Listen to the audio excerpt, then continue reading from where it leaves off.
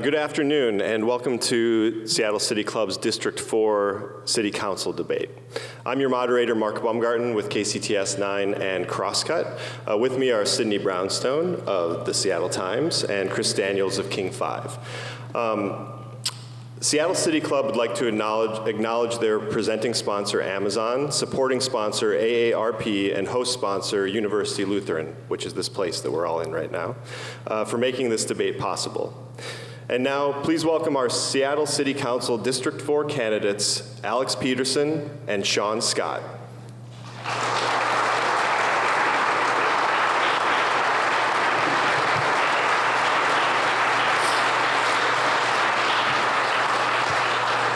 Thank you both for being here this afternoon. Here's how this is going to go. So we'll begin the debate with a question and answer round where candidates will have 60 seconds to respond. If time permits, we'll follow that with a waffle round where candidates will respond by holding up yes, no, and waffle signs. Finally, we'll finish the debate with 90-second closing statements by each candidate. The journalists here also reserve the right to ask follow-ups. When we ask a follow-up, the candidates will each be given 30 seconds to respond. Also, we have a bunch of audience questions from you guys, so thank you very much for these. We're going to be inserting some of these throughout the debate.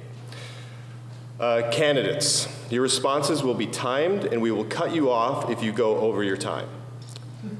All right? Audience, please hold all applause until the end of the debate. Candidates are allotted equal speaking time, and any audience applause or other disruption will be counted against the candidate's total speaking time. All right, so that's it. Great. Let's have our first question. Sydney? Sure, so this question is for both candidates, but Alex Pedersen, we'll start with you. One of you is a younger black renter and a Democratic socialist. The other is an older white homeowner and not a socialist. What do you think are the most important differences between you and your opponent? Sure, thank you. Thanks everybody for being here today, and for our hosts and sponsors, and for the faith community that let us in here today to use their space. In terms of the differences between me and my opponent, the key difference is experience, professional experience. I used to work at the Department of Housing and Urban Development during the Clinton administration. I've got a master's degree in government administration. I served in the private sector for 15 years, managing financial analysts to preserve affordable housing. When I was at HUD, I worked on homelessness and worked for 2 different city councils as well, Oakland, California, which has very tough issues, and also in Seattle. For Tim Burgess when he chaired the budget committee and was president of the city council. That experience is needed to get things done, to get the progressive results that we want. Thank you. I would say, and thank you again for everybody for joining us, all of our D4 constituents and supporters, journalists who are hosting this debate, and the faith community.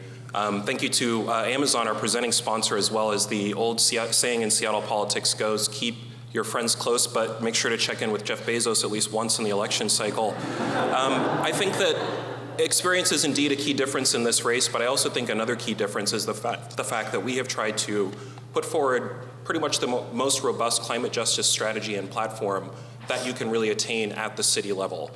We have talked about a Seattle Green New Deal. We have been endorsed by every environmental organization that has endorsed in this race, including the 43rd LD Environmental Caucus. And it is a great badge of pride for our campaign that as we see youth climate strikers across the country, as we see climate activists really putting their lives on the line to stick up for this question, we are trying to carry on that tradition with what that looks like at the local level and a very robust platform for climate justice here in the city of Seattle. Time's up, thank you. We're going to move on to some questions about homelessness, which I know everyone in this room cares deeply about. So this question is for both candidates. Shaun, we'll start with you this time. Both of you have said that you would support a legal right to shelter here in Washington State. How would you implement that? Well, I think a legal right to shelter is something that most District 4 voters would agree on. Our strategy for implementing it, I think, is a real sharp point of contention in this race. We have been very, very transparent about the fact that we need more progressive revenue to meet our revenue commitment for organizations like DESC and others that are doing great work on the ground to house homeless folks. They need money to actually get that done. We have to put a material commitment behind that sentiment towards a right for shelter. What we want to see in the city is we want to see more community service officers to get people connected to services that might be needed. We want to see more city-run and administered shelters, similar to the kind that is actually opening up pretty close to where we're standing here at an old synagogue on 45th and 20th. And more than anything, we want to hear from the frontline communities that have already been doing great work around housing the homeless. And we have to make sure that they have the money that they actually need to get the work done that they want to get done. Thank you. Sure. So we need to do a better job with homelessness in Seattle. We've seen homelessness increase even while the spending is increasing. My experience at HUD and in the private sector on affordable housing, I want the City Council to adhere to the best practices proven to reduce homelessness. We've seen homelessness go down throughout the country. The right to shelter is something we should support statewide. Statewide, we also need those progressive tax revenues. We have the most regressive tax system in the state of Washington. We need our state legislature to get this done next session so that we can get those revenues that we need. In the meantime, City Council needs to get its fiscal house in order so that we can fund the best strategies, the most compassionate, effective strategies to get people into shelter. Thank you. Alex, a report on King County's homelessness response from consulting company McKinsey & Company found that the county needs to be spending upwards of $400 million on homelessness response. Mayor Durkin's 2020 budget would spend a little more than $100 million on homelessness response. Do you agree with the McKinsey report's assessment? And if not, where specifically in the budget would you find savings? So again, we need to adhere to the best practices proven to reduce homelessness. The City Council has failed to do this, and we need experience to get that done. The McKinsey report is very light on data, and it's likely we do need more resources, especially to increase permanent supportive housing, which is one of the best practices that we need to implement. But we also need to get our fiscal house in order first at the city government. We have a $6.5 billion city budget. When Mayor Durkin proposed it, she increased it from last year. And I think that trying to go straight to the McKinsey report is not practical because, again, where does the source of funding come from? And I think that's why we, again, need this statewide progressive tax reform. And just as a follow-up, where specifically in the budget would you find savings? It's throughout the budget. So one of the examples is the city has a city auditor that reports to the City Council who's used very infrequently. One of the times he was used, he found millions of dollars of uncollected money from real estate developers. So we need to be auditing every department in the city. Seattle City Light is a $1 billion enterprise. Seattle Public Utilities is a $1 billion enterprise. We're seeing the spending go up, but we're not seeing the results we should. So audits should just be part of the fiscal responsibility. Thank you. Shaun, you've said that you would support bringing back the head tax to pay for homelessness services, though polling funded by head tax supporters found that more than half of those surveyed wanted to repeal it. Outside of the head tax, how would you increase funding for homelessness services? Well, I think it's definitely the case that when candidates for City Council talk about the need for statewide revenue solutions, in essence, what is really being said there is that we're planning on passing the buck. To me, that is an unacceptable solution. The fact that the City Council in the run-up to the passage of the employee head tax indicated no less than 6 progressive taxes that we have the latitude to enact at the city level. That's a mansion sales tax, that's a real estate speculation tax, that's a tax on excess compensation. All of those within the legal framework of the city, perfectly executable by and large. I look at the recommendations that the City Council has already made with respect to progressive revenue, and I think that we actually have the power to enact those taxes were we to have the political will on the City Council to pursue them. Thank you. This question is for both candidates, and Shaun, we'll start with you. The city has dramatically increased removals of tent encampments that are considered hazards or obstructions, which don't require giving 72-hour notice or available shelter space. The city is also cracking down on dilapidated RVs and so-called car ranchers.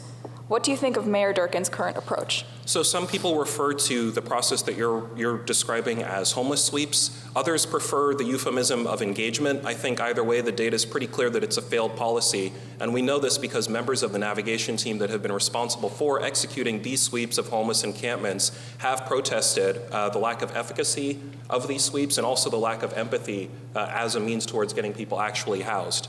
I do not support the sweeps. I do not support Mayor Durkin's apology for what was called broken windows policing when she announced the ramp up of the intensity and frequency of these sweeps some months ago. I think that we have to have a housing first approach, and we have to go in the direction of approach that does not waste $10 million a year to the tune of $60 million over 6 years. Looking back, you would have to think that we would rather have that money spent on something like supportive housing, have that money spent on expanding our community service officer program, have that money spent on a data-driven and data-proven solution like safe injection sites. So no, I do not support the sweeps or... That's time. Thank you. Alex, same question. So the homeless encampments we see throughout our city, it's not helping anybody to let people live like that outside. The navigation teams are very important to connect those people who are suffering to shelter that they need and the services they need. A lot of them need help. And the only way to do that is to outreach to them and connect with them. And so I do support Mayor Durkin's policy. I think it's balanced. She's been incrementally increasing the response so that we can help more people. They do need to get into shelter. I do agree with the housing first policy. People do need a permanent sense of housing so that they can deal with the challenges they're facing. I do not support safe consumption sites. I don't know where in District 4 that's being proposed. Thank you. So I'm going to feed off that answer that you just had, Alex. We'll start with you. These are questions that came directly from the audience. Do you support city-sanctioned encampments that allow drug use, and how do you think it is beneficial for individuals to live in an encampment like that? So again, we need to help people. Compassion requires that we get positive results, and the evidence-based strategies used around the country do not allow this outside in an encampment. There are, however, evidence-based strategies for enhanced shelter, which are low-barrier shelters where their case management paired up with the people there. So if they are still using, they're getting the behavioral health treatment that they need. This is why I support working with Mayor Durkin and King County to deal with this regional crisis, to create this regional authority that, because the behavioral health dollars flow through King County, we need to link people up, but that's in enhanced shelters. That's not out in encampments. Shaun? If you could repeat the question, just want to make sure I heard it correctly. Yes. The question from the audience was, do you support city-sanctioned encampments that allow drug use? How do you think it is beneficial for individuals to live in an encampment like this? I would have to say that I would support any measure, and this includes this measure, that actually gets people in a situation where they're able to get treatment without being criminalized. And if that means that we have to have encampments that are city managed, city acknowledged, and as a result of being city acknowledged, we actually have some sort of control over sort of what happens there, where those encampments might spring up, I would have to say I would be in favor of that measure. I would also say that while we're talking about evidence-based strategies that exist across the country, the city of Philadelphia has recently, their safe consumption site has withstood a legal federal challenge. And this has been a measure that everybody who has studied the science behind addiction and how it works has admitted it would be a positive measure. So I would have to support safe consumption sites, and I would say that I would support city managed and city facilitated encampments of the sort that you mentioned. Thank you. This question is for both candidates. Shaun, we'll start with you. What role should law enforcement play in the city of Seattle's homelessness response?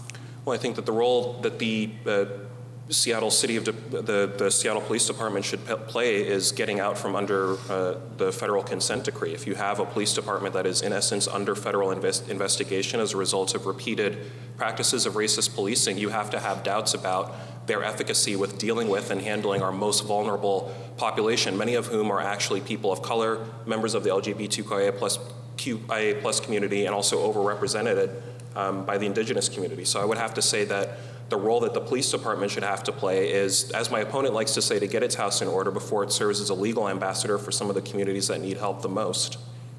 Thank you. Alex? Sure.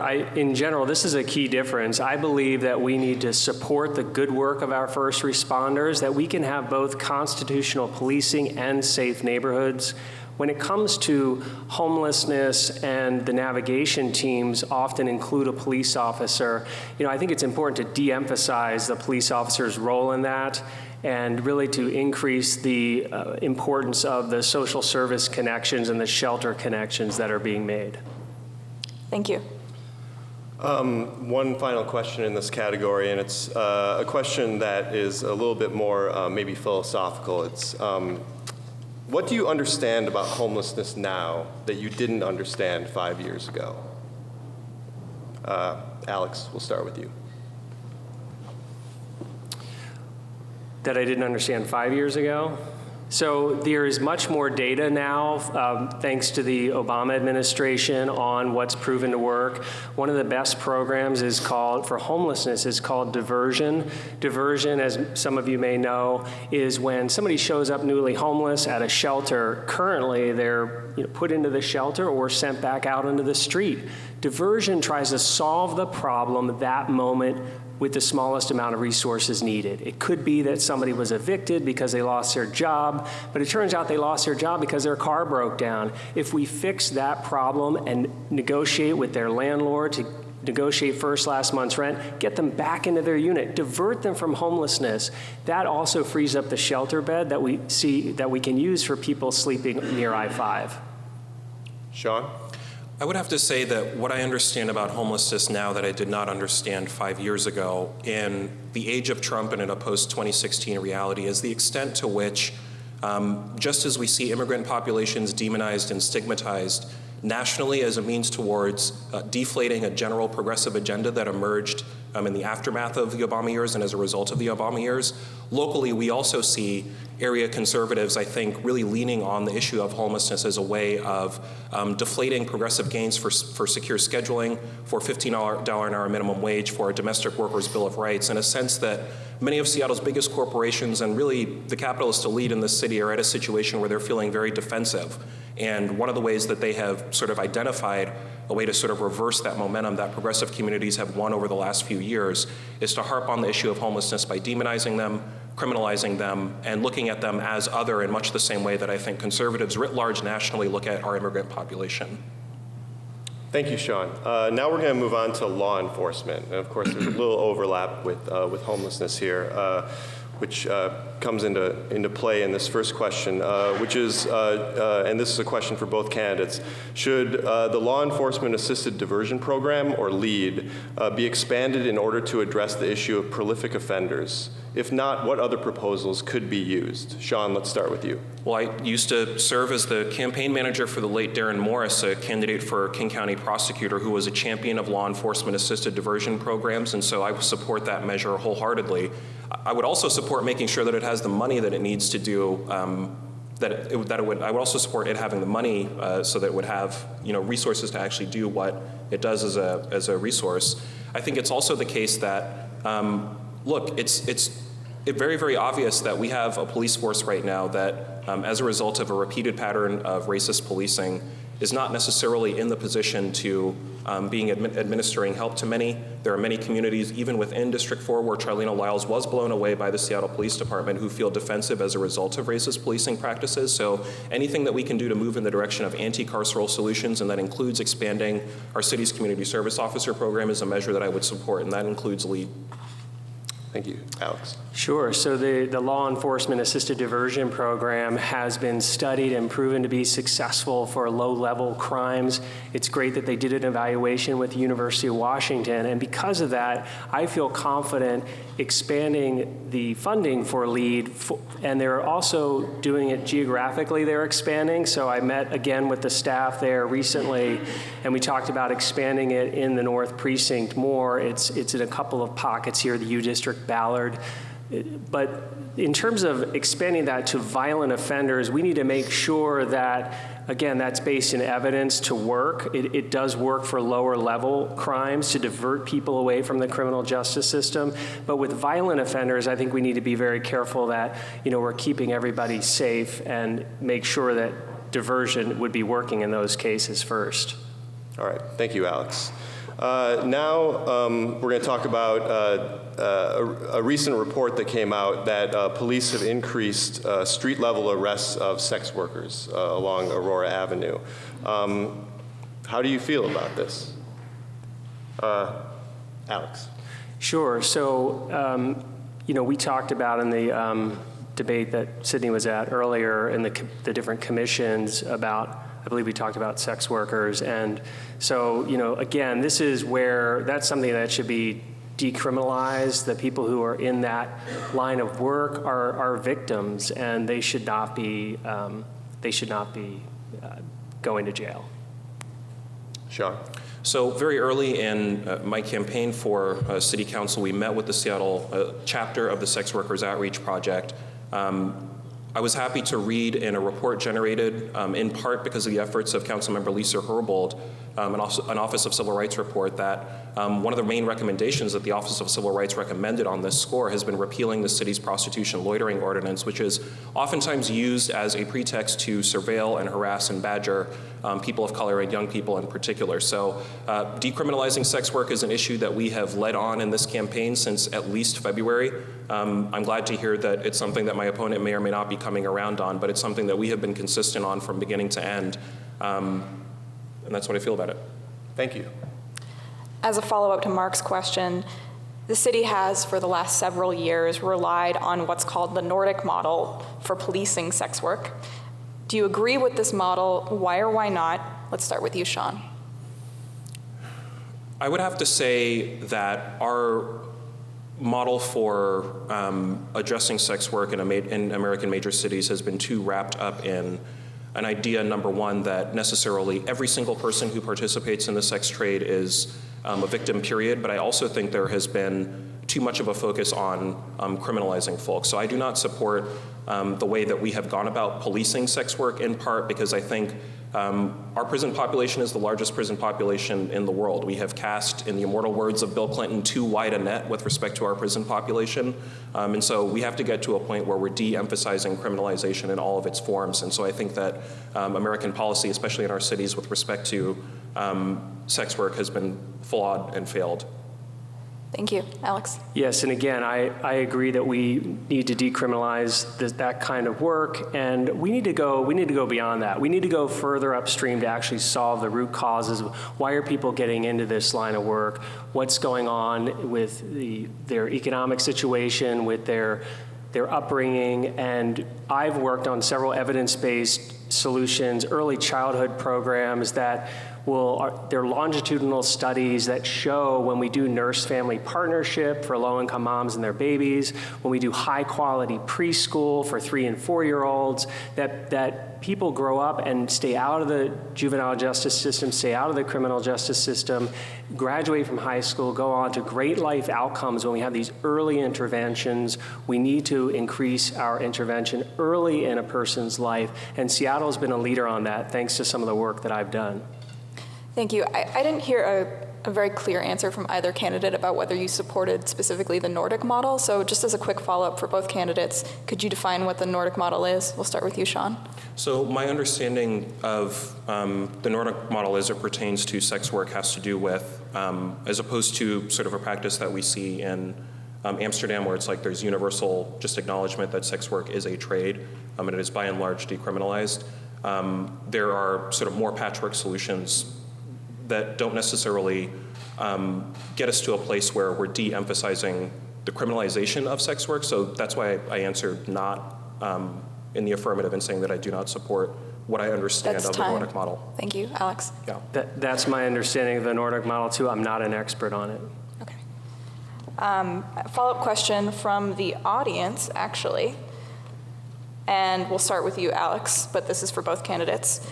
Would you have supported the SPOG contract? SPOG is the Seattle Police Officers Guild, the union that represents police officers. How would you hold SPD accountable and in federal compliance? Sure. So like I said earlier, I strongly believe that we can support the good work of our first responders, police officers and firefighters. I'm endorsed by the Firefighters Union.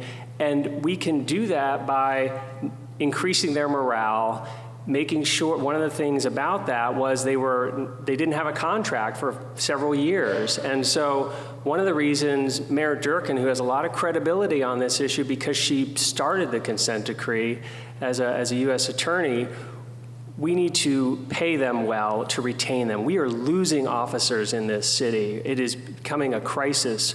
And so I would have supported that contract. However, we must immediately negotiate the new contract because since then the judge has found they're out of compliance with their disciplinary system. So that's got to be fixed. So we can do both things at the same time. Thank you, Shaun. I would not have supported the SPOG contract, and I was for many months in a very contested primary with many progressive candidates, the only candidate to say so. We're proud to be endorsed in this race by the 43rd LD Democrats, which in its bylaws has called for civilian oversight of the police. We stand with over 24 community groups, including the ACLU and One America, in saying that the current SPOG contract was a disaster for police accountability. We're in a situation where city council members are now attempting to relitigate a contract that I think was mistakenly signed. And community groups were calling it out as mistakenly signed in the moment. So while we're talking about listening to communities of color, while we're talking about making sure that we're actually living up to our progressive values, I think the question of unconstitutional policing is certainly one of the most obvious questions that we need to address in the city. So I'm proud to say that I would not have supported the SPOG contract. Thank you. Let's turn to transportation. 35th Avenue Northeast, as you know, has become a flashpoint in this district. We're going to start with you, Alex, on this question. What did the city do wrong in their planned safety improvements in that intersection? Sure. So 35th Avenue Northeast in the Bryant-Wedgwood neighborhoods, city government did a lot of things wrong with that. One of the things was a lack of transparency. They didn't, it was originally billed as a road repaving project, and so most residents didn't know what was going to be planned in terms of removing parking, adding bike lanes on the arterial there, removing bus stops. There's a library, faith communities, businesses there on 35th. And so also the previous council member, there was a public disclosure request showing where he basically directed the Seattle Department of Transportation to proceed, even though SDOT was finding that there are lots of people opposed to it. So I think we need to re-engage with communities, our constituents early, be very open about what's being planned with those tax dollars and get input, make modifications if needed. I support an interconnected bike network, but I think sometimes greenways on side streets are better. That's time. Shaun? So we have really, in a lot of ways, a crisis around pedestrian safety in the city. A lot of that has to do with the fact that there are neighborhoods, particularly in the South End, that don't have adequate sidewalks, oftentimes do not have adequate signage to protect pedestrians. But it also has to do with the fact that neighborhoods in the North End do not have the biking infrastructure that we need. One of the auxiliary benefits of having bike lanes, we know for sure, is that they provide a dampening effect on high speeds on roads like 35th, which has been dubbed the Durkin Speedway by some urbanists in the city of Seattle.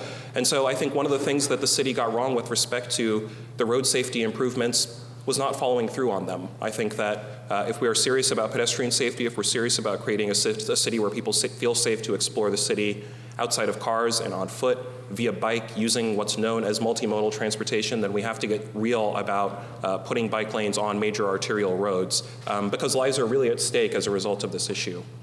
Thank you, Shaun. Another question regarding transportation. There's been some momentum in this city for e-scooters.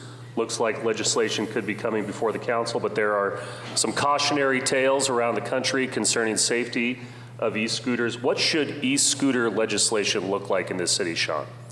I think e-scooter legislation in and of itself is one question, and I would think that having one of the things that would really support the scooter community, if that's what they're called, is actually having a connected bike network, because you can use those for double purposes, I think.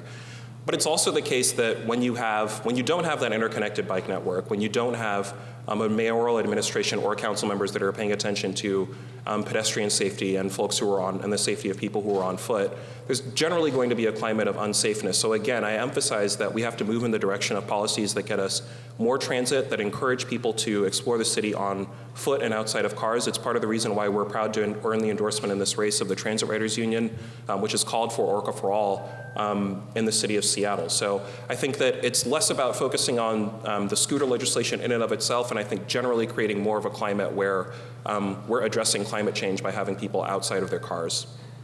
Alex? Yeah, I think we need to look at the transportation system as an ecosystem, and what we're trying to do is actually get more people. We're trying to move as many people as possible in the greenest possible way, and that's often going to be buses. It's often going to be getting people to light rail. We're blessed with 3 light rail stations in District 4. When I doorbelled everybody, or every block in District 4, people said, I want to get to the light rail. I want to get out of my car. How do I get there? What's the best way to get there? So I think we need to create those ways for people to get there, to solve that last mile to light rail. E-scooters may be one of those ways. I think we need to test it. I like the cautious approach that was taken by our mayor, because there are safety issues, head injury issues, and so we just need to be careful. It also doesn't serve everybody like a bus does. So you have people, parents with families or kids and older folks who may not be able to use that system. All right, thank you. We're going to move on to another transportation question, because we are here in the U District. And I don't know if you know this, but the Montlake Bridge is just to the south side of this district. And there's going to be some issues coming up over the next few months with construction in that area. So if elected, what will you do to ease the pain for people in this district over the coming months? Alex, we'll start with you. Sure. I think the key is to listen to the community. There are neighbors from Laurelhurst, Montlake, the U District, who are all really engaged in the 520 construction and negatively impacted with the market that's threatened to close, for example. There's also lots of opportunity there. There's talked about putting a second bridge for transit across the cut. So I think that it's really listening to the communities and mitigating those impacts. There's so many good things that our local and state government can do, but we have to be sure that we're harmonizing it with people who already live there in the neighborhoods, and making sure we're not negatively impacting them with increased traffic into their side streets where their kids play. I think it's really important. People know their neighborhoods better, and I think than the planners do. So the planners and the public officials need to listen to people on the ground. Shaun? Well, I think many of the planners who have studied the issue of transportation infrastructure in this race have heard the case that both of us have to make about where we're going to go in the direction of making sure that transit infrastructure projects don't inconvenience residents, what we're going to do to make sure that we're bolstering light rail, what we're going to do to make sure that we're bolstering multimodal transportation solutions. All of those environmental organizations have endorsed me in this race, and part of it is because I think some of the planners that my opponent had mentioned recognize that we're the campaign that supported Sound Transit 3. We supported the Move Seattle levy, which is going to really play a core role in administering some of the relief for a lot of this traffic that we might see in coming months as a result of what's going on 520 and others. So I do agree that it has to do with listening to the neighborhoods that have concerns over these issues, but I think that also a lot of headway has already been done over by environmentalists who have really studied these issues, and we're happy to earn their support in this race. Thank you. So we're going to stay on campus for this next question. So the University of Washington's master plan, which was approved last December by the City Council, calls for 6 million square feet of new construction that will accommodate more than 7,000 additional students and employees. What should the city be doing to prepare for this dramatic change? Shaun, let's start with you. Well, we did give away so much space, I think, in the implementation of that UW master plan. I know that there are only 400 affordable units that were demanded of the campus, and even those were treated as voluntary. One of the things that I think we also have to be preparing for is not only a looming childcare crisis, but I think an actual childcare crisis where many citizens of Seattle are paying as much for rent as they are paying for childcare. It's one of the reasons why we have pushed for comprehensive zoning reform in this race. Currently, we have a situation where it is illegal to build childcare facilities in much of the city of Seattle. That would come as a surprise to many, I think. And a lot of that has to do with a very restrictive zoning code where single-family zoning has, I think, too much of a sway over how our neighborhoods are constructed. So for working families in neighborhoods like Bryant, in Wallingford, working families that are going to be attracted to the university district in time, we want to make sure that we're loosening our zoning code so that we can actually have the childcare facilities that working families need. Alex? Sure. So the University of Washington is a major asset to the district, to the whole state, to the region, and so they have a lot of influence, and I think that the neighborhoods had a lot of good input on the master plan. I don't think enough of it was incorporated. I think that when we have big institutions like the University of Washington, like the city of Seattle, that they need to listen better to the communities. The transportation impacts are huge. It's very hard to get to Husky Stadium light rail. I think the University of Washington could have made many more accommodations on that. I agree that in terms of public benefit that was extracted, there wasn't enough affordable housing that was produced. One of our earlier opponents should be commended for her work on that, Emily Myers. But they do need to provide more affordable housing for people so that there's less commuting congestion. Thank you. So a fun one that's not really transportation, but because we are here near the University of Washington, and there are a lot of students and faculty probably in this room who will be sitting in front of a television tonight to watch a Husky football game. I want to know your favorite Husky sports moment. Alex, we'll start with you. Favorite Husky sports moment? Yeah. Well, I mean, the women's basketball team is fantastic, and I took my daughter there a couple of years ago, and they won, and my daughter was really energized by it, and she has not joined the basketball team since, but I think really it's that community feeling of being able to go to the local sports there, and so the women's basketball team was a huge inspiration for my family. Shaun? So I would have to say, as a 27-year resident of Seattle, I have really fond memories of the Seahawks actually having to play a handful of home games at Husky Stadium in I think the fall of 1994 because the roof was caving in at the Kingdome. And so watching the Seahawks lose at Husky Stadium is really one of the enduring memories of my childhood. So no specific Husky memory? I think Isaiah Thomas stands out to me. He stands out to me. He was at school at the university a few years after I was and hit a number of really, really big shots that I'm sort of blanking on. I did not think that this was going to come up at this debate, so I'm sorry I'm a little bit rusty on my basketball knowledge right now, but it's between IT and the Hawks getting waxed. All right, thank you. All right, we're going to zoom out a little bit and get serious again. We've gotten a few questions about the Green New Deal. And so this particular question from the audience is about the Seattle Climate Action Plan for reducing the city's 6 million tons of CO2 emissions is falling short on its path to zero. When you take into account the 2030 deadline put forth by the Green New Deal, it is falling far short. So it's been pointed out that now may not be the time for panic, but action is required as if our house is on fire, because it is. What is your plan for making real action, your plan for meeting and exceeding the Seattle Climate Action Plan? And this question goes to Shaun. I do actually think it's the time for a panic. I think that cities have a role in combating climate change. I think that part of the reason why every environmental organization that's endorsed in this race has gone our way is because we recognize the urgency around this question. I think that we're in a city where 66% of our carbon emissions come from transportation. Most of those are from people sort of on their workaday commutes, driving really long distances because they could not find housing close to the city core. And so you have to think that the fact that multifamily housing, duplexes, triplexes, the kind of housing that you see when you come to Eastlake and District 4 is illegal, and upwards of 80% of the city has something to do with that fact. So we have to be very, very clear-eyed about the root causes for the climate crisis and what cities like Seattle are doing to contribute to it. And a lot of that has to do with making sure that we have an approach that makes affordable, and not just affordable, but social and public housing as accessible to people who need it as possible.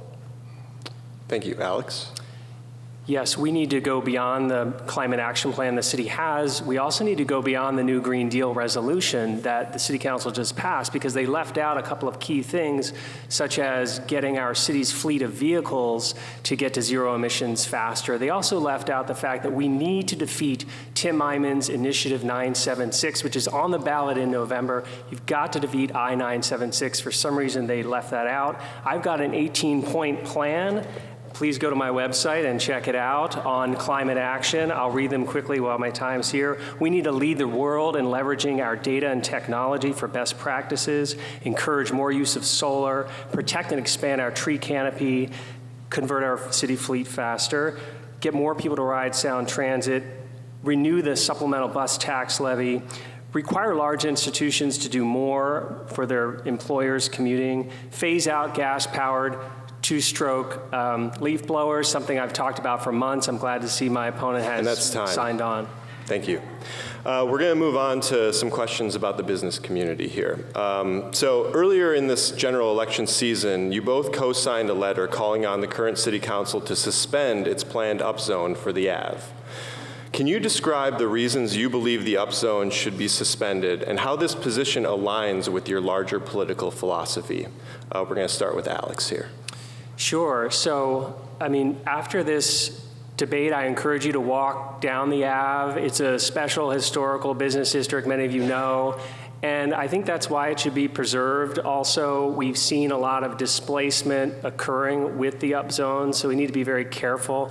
We do want to upzone near transit, so an upzone in the U district makes absolute sense. It's just that the details matter. So you've got businesses, 65% of those businesses are owned by women and people of color. We need to preserve those. I was there yesterday at the Gargoyle Statuary Store. The food options there are incredible, and we don't want to disrupt it with an upzone.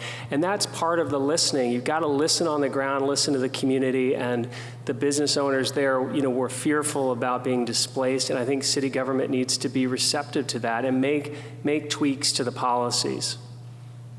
Thank you. Shaun? Well, I think with respect to protecting immigrant and POC-owned businesses on the Ave, it's not enough to only play defense in saying that we're going to resist an upzone. We're the only campaign in this race that has actually called for commercial rent control, which is a proactive step to make sure that that displacement does not happen. It is a measure that has in the past been resisted by a lot of vectors of big business and large financial institutions that are not endorsing me in this race. They have gone the way of my opponent. So talking about commercial rent control is an actual stopgap and an actual measure we can put in place to proactively address the question of how it is that we're going to keep small businesses from being displaced. With respect to where the upzones fit into my general political philosophy, I think it's the case that if we had more of the transit-oriented development and frankly more of the affordable and social housing development that we have led on in this campaign and tried to talk a lot about with the endorsement that we have from the Washington Low-Income Housing Institute, we wouldn't necessarily need to place all of our bets on the Ave as the one strip that's going to get us all the affordable housing that we need. So it has to do with the fact that we need to balance out our priorities around where we're going to put density. That's time. Generally. Thank you, Shaun. But continuing the conversation about the Ave, right. The question is simple. What's your vision for the Ave 20 years from now? Right. Shaun? Well, I follow the recommendations of the U District Mobility Group, which have called for a pedestrianized Ave. We look at streets like Occidental Ave in Pioneer Square, and we were bringing up our favorite Husky moments and game day and things of that nature. When you go down to go see a Seahawks game or a Mariners game, if that's your thing, you see a lot of people exploring the city on foot. We can have something like that for Husky Saturdays by pedestrianizing the Ave, making sure that still some of the small businesses there are able to have access to freight and materials getting dropped off and things of that sort. But in general, we want to get to a point where I think the Ave and other streets and major corridors throughout the city are only to be explored outside of cars. Alex? So my vision for the Ave is a vision that's shared with the local businesses there who occupy the Ave. And also there's a lot of low-income housing currently on the Ave. And the vision is that the Ave is safe, it's affordable, it's vibrant, and we need to do that by not disrupting the system there and having real estate speculation. So I look forward to working, again, with the police department and the University of Washington on safety issues. I know there's big concern among a lot of students and parents of their students here with safety. So we need to encourage a vibrant Ave so that people want to go to the Ave. It's a destination, and it should be when light rail opens up on Brooklyn Ave. Thank you.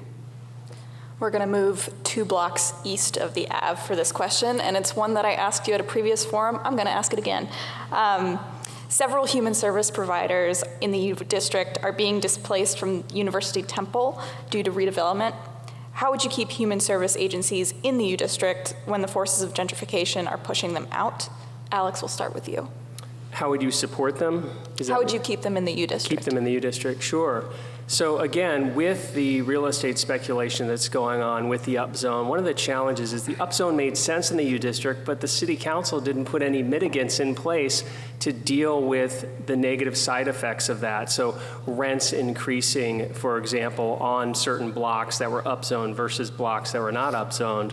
And so I think, it's a cautionary tale for policymakers. Before you tinker with the economy like that, make sure that you're protecting those vulnerable nonprofits that will be subject to rent increases. And then I've got a background in real estate finance, my public sector experience as well. So I would be able to work with State Rep Frank Chop, who endorsed me, who is, for example, relocating one of those nonprofits right now. I'd want to work with the state legislators to get that done.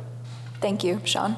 Well, we actually had a candidate forum where many of our health and human services providers were actually putting forward some of the ideas that we're going to be able to hopefully implement in the coming years in the city of Seattle. I was happy to attend that forum.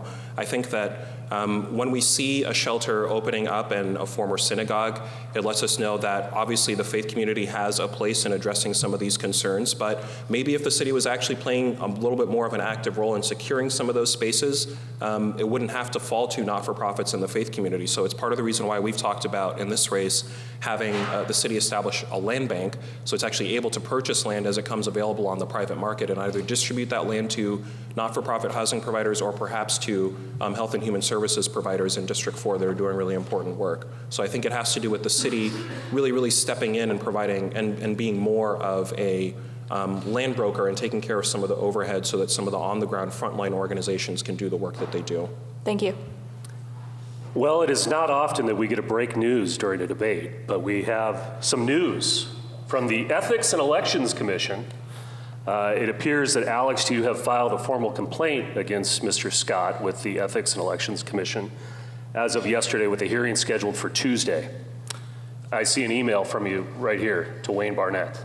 No, that is to be lifted from the cap, the spending cap. Yeah, so that's the question. I just want to read one of the sentences and then have you have a chance to respond. Great, yeah. So your email here says, I hereby request that my campaign elect Alex Pedersen be freed from the maximum campaign valuation limit and individual contribution limits because my opponent has exceeded his cap. So please explain what this complaint filed with Ethics and Elections is all about. Sure, it's definitely not a complaint. This has happened multiple times during the primary. Different campaigns exceed the cap, and then their opponents get to be released from the cap. So it's actually a pretty standard process that's occurred multiple times. But your email goes on to say that Mr. Scott was fundraising after the primary period. Therefore, you believe that this is about the Democracy Voucher Program. Yeah, the commission wants to know that when your opponent breaks the cap, that it's not a minor thing, but it has significant impact. So that's just explaining the significant impact. So it happened multiple times during the primary. Shaun? We compete really hard at fundraising, and part of the reason why we have to do it while we're talking about real estate speculation is because some pretty big financial institutions have decided that they don't want to see me get to City Hall, at least not as a council member. And so, yeah, the day after the primary, when a lot of campaigns were out celebrating or doing whatever the case might be based on the results, we were out thinking about how we were going to raise a lot of money because we knew the Chamber of Commerce was going to come into this race with, for the most part, more money than God. And we wanted to make sure that we were in a place where we were competitive and we could push back.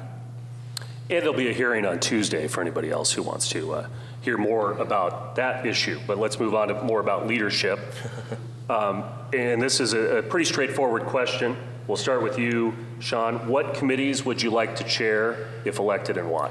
I would say that the Planning, Land Use, and Zoning Committee would be first and foremost. And I mentioned that pretty early in the campaign cycle to the Seattle Times, and I'm repeating it here because I think that a couple of the main levers of power that the City Council has to do with funding, and it has to do with land use. I think in recent years we have seen what happens when the City of Seattle abdicates both of those responsibilities and levers of power. We look very hypocritical as a liberal city when we decry what we see with the sale of public lands by the Trump administration in our national parks, but say nothing or say less about the sale of public land here in the Seattle, and what I'm thinking about the Mercer Megablock, which comes to mind immediately as a big sell-off of public land.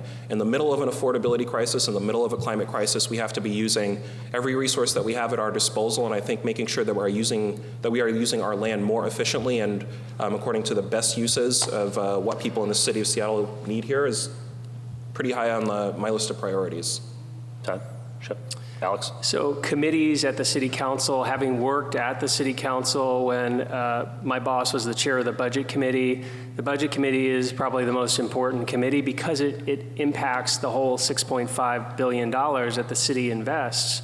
And the budget is a declaration of values, and it's where you can also find efficiencies and redeploy those dollars where they're needed. So if I had a second choice, it would be the Homelessness Committee, because my expertise is in affordable housing. Homelessness is the #1 issue I hear when I knock on doors throughout the district, and we see it on the streets. City council members need to spend more time reducing homelessness, and so I would want to be a part of that. So we're running short on time, so I'm going to ask you just to limit your response to this to 30 seconds if possible. You've spent a lot of time with each other on the campaign trail at forums like this one. Is there one thing you admire about your opponent? Alex, we'll start with you. Sure. I think that, it seems like we're going to do about 20 debates between now and November 5. And so what I admire is that, when we're in certain neighborhoods, the neighborhood community councils having a debate, that there are very micro neighborhood issues that are coming up. And I've gone to all those community council meetings over the last few years, either as a legislative aide or just by community involvement, whereas he might not have. And so, but his answers are very consistent, and it's sometimes a tough crowd. Shaun? I appreciate that my opponent has been able to learn on the fly. I have, as a young person, I have to have been very, very familiar with the climate crisis and what that entails for me and other members of my generation. My understanding is that Alex came into knowledge of or real appreciation for the gravity of the climate crisis at some point in time in the primary. That's not true.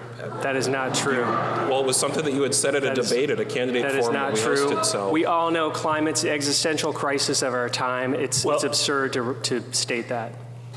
I think we'll give you 20 more seconds to sum up, even though we only said 30 because you got interrupted. We can find the clip where it was stated. This was a candidate forum that was held in the aftermath of the primary by some of the primary contestants who were gracious enough to host a really, really great forum.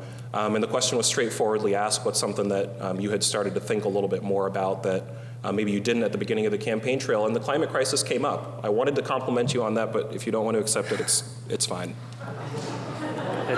It's not true. So. All right. So we're going to keep these answers to 30 seconds. No Seattle passive aggressive allowed. Alex, what is one thing you agree with Councilmember Shama Sawant on?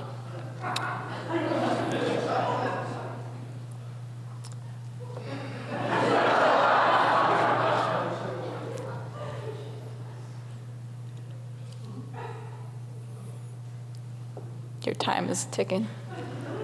Yeah, what do I agree with Councilmember Shama Sawant on? I think that she's tried to make efforts on impacting the increasing rent on folks, and I like her work with Councilmember Lisa Herbold on this issue when she collaborates. Time. I'm sorry. Shaun, what's one thing you agree with Mayor Durkin on? Also 30 seconds. I would say that Mayor Durkin has shown leadership this year as the conversation around racist policing has started to become more visible around reinstituting and replenishing our community service officer program. My understanding is that that is something that our police chief Carmen Best has called for as well as an alternative to militarized forms of policing. So that's the first thing that leaps to mind. Thank you. All right, one final question before we get to closing statements. So the last candidate the District 4 voters sent to the council did not complete his term in office. How long do you plan to remain on the council? And what evidence do you have that you possess the mettle to stick with it? Shaun. If you elect me, you're going to get 4 years. The evidence that I have the mettle to stick around for 4 years is that I am a black man in the United States who has lived 34 years, who has organized for power for vulnerable and targeted communities in the face of some pretty staunch opposition. And that's not going to change as a result of getting elected. It's something that I think is a lifelong project, and hopefully is going to be a 4-year project as well if we're fortunate enough to get enough votes on November 5th. Thank you. Alex? So ideally, at least 4 years. I think, a council member needs to prove through their actions and get results so that they actually earn a re-election. That's really important, to be working and listening to your constituents. And the reason I have the medal is because I was in the city council. I worked for one of the best city council members. And I think that we need to have people who have that government experience and that private sector experience as well. It's about experience. All right, so we've come to the final scene of the debate. We had a coin flip backstage, and so as a result of that, Shaun is going to give the first closing statement. Shaun, you have 90 seconds. All right, well, thank you everybody for coming out and joining us today. To the moderators, the timekeepers, you've done a great job, and Alex, it's good to be with you again. I think it's definitely the case that there's a really, really clear choice in this race. It's the decision between whether or not we're going to go in the direction of compassionate solutions to some of the big problems that are facing us as a city, or whether we're going to go in the direction of crueler solutions, which are also ineffectual solutions. I think a compassionate city is one where the tax burden is widely shared by some of the largest corporations in the city, and our tax burden doesn't fall exclusively on working families, on vulnerable and everyday Seattleites. I think a compassionate city is one where houseless folks are able to get connected to the services that we need because we are funding those services at an adequate level. I think it's one where students in the University District don't have to choose between textbooks and food, and one where older Seattleites who are perhaps seniors on fixed incomes don't have to live under the fear of being displaced in our city. We're happy to be endorsed in this race by Carrie Moon, by Justin Farrell, by the King County Democrats, by the 43rd LD Democrats, because I think this is a widely shared vision for compassionate solutions in the city.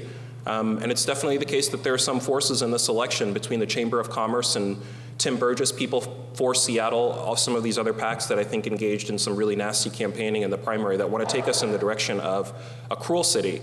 We can't let that happen as an election, as an electorate. I think that pushing back on Trump's agenda and what he represents starts locally. It starts with the decisions that we make here to turn our backs on criminalization of houseless folks and the stigmatization of them. And so I hope that we embrace compassionate solutions as on the road to November and beyond. And that's time. Alex, 90 seconds. Sure.